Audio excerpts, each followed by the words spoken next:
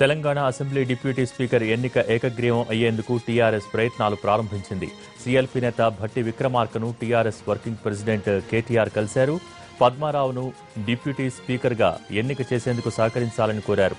కేటీఆర్తో పాటు పద్మారావు, తలసాని, ప్రశాంత్ రెడ్డి, భట్టిని కలిశారు. PCC chief ఉత్తమ్తో చర్చించిన తరువాత తమ నిర్ణయం చెబుతామని అన్నారు భట్టి.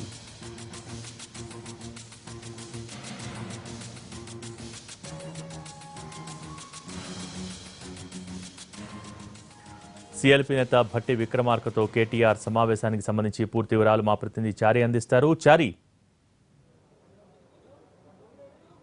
డిప్యూటీ స్పీకర్ ఎన్నికకు సంబంధించి ఈరోజు అసెంబ్లీలో ప్రొసీడింగ్స్ ప్రారంభం కాబోతున్నాయి.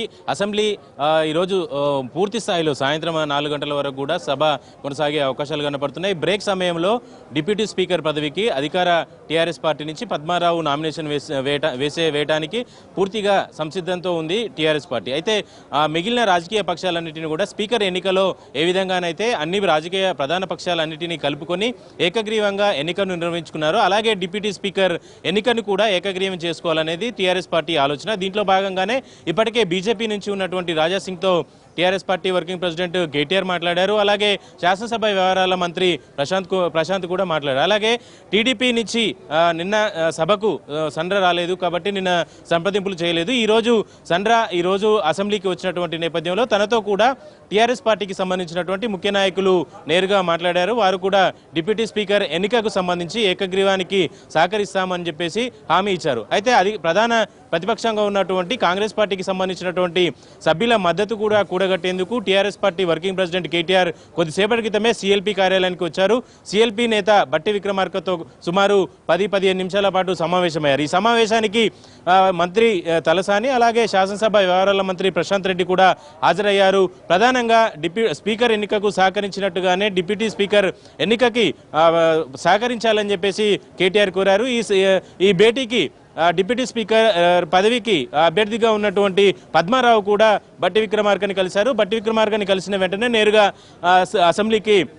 అసెంబ్లీ హాల్లోకి వెళ్ళిపోయారు. అయితే ప్రధానంగా ఈ సమావేశంలో ఇద్దరి మధ్య వచ్చినటువంటి చర్చలో భాగంగా ఏకగ్రీవంగా డిప్యూటీ స్పీకర్ ఎన్నిక ఏకగ్రీవం అయ్యేందుకు కాంగ్రెస్ పార్టీ కూడా కొంత సుముఖంగానే ఉన్నప్పటికీ పీసీసీ చీఫ్ ఉత్తమ్ కుమార్ రెడ్డితో మాట్లాడిన తర్వాత తమ పార్టీ అభిప్రాయాన్ని స్పష్టం చేశామని చెప్పేసి భట్టి విక్రమార్క చెప్పారు. అయితే సూచాయిగా మనకున్నటువంటి సమాచారం ప్రకారం డిప్యూటీ స్పీకర్ ఎన్నిక ఏకగ్రీవానికి సహకరించే అవకాశాలు ఎక్కువగా ఉన్నాయి. అయితే ప్రధానంగా ఈ చర్చలో ఎమ్మెల్సీ ఎన్నికలకు సంబంధించినటువంటి అంశం చర్చకు వస్తుందని భావించారు. అయితే పీసీసీ చీఫ్తో సంప్రదింపులు చేసిన తర్వాత పూర్తి స్థాయిలో మద్దతు ఇవ్వడానికి సంబంధించినటువంటి అంశం మీద కాంగ్రెస్ పార్టీ స్పష్టత ఇవ్వాలి అనుకుంటుంది. అయితే ఎమ్మెల్సీ ఎన్నికల్లో తమకున్నటువంటి సంఖ్యాబలం పరంగా ఒక ఎమ్మెల్సీ సీట్ వచ్చే అవకాశాలు ఉన్నాయి. కానీ టీఆర్ఎస్ పార్టీ పూర్తిగా 5 సీట్లకు నామినేషన్ దాఖలు చేసినటువంటి నేపథ్యంలో కాంగ్రెస్ కొంత డైలమాలో పడినటువంటి పరిస్థితి అయితే కనపడుతుంది. ఈ నేపథ్యంలోనే పీసీసీ చీఫ్ ఉత్తమ్ అలాగే సీఎల్పీ నేత భట్టి ఇద్దరు కూడా మాట్లాడుకున్న తర్వాత మరోసారి కేటీఆర్తో మాట్లాడి